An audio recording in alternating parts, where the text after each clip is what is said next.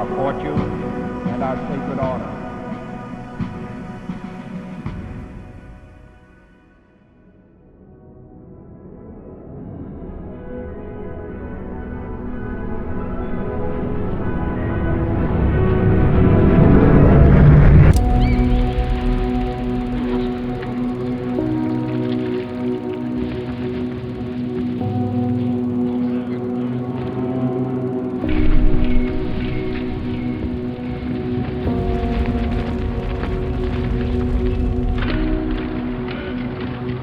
Today, America celebrates 250 years of one of the most legendary military forces in the history of the world, the United States Marine Corps.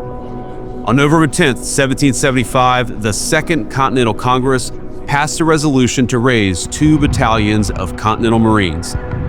These first Marines fought for our independence on land and at sea, taking on the mightiest naval force in the history of the world, from the coast of Maine to the islands of the Bahamas to England itself. Since then, the Marines have fought hand-to-hand at Belleau Wood, stormed the beaches of Tarawa, and prevailed over foes in Fallujah and across Afghanistan. The Marine Corps has always been the tip of the spear of America's military dominance, the first to fight.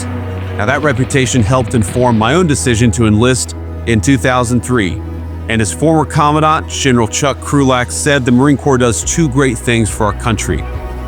It wins battles, and it makes Marines.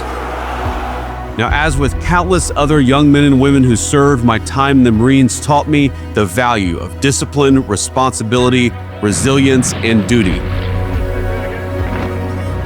More than anything, I'm grateful to the Marine Corps for the lessons it instilled in me about sacrifice and for the lifelong friends I made.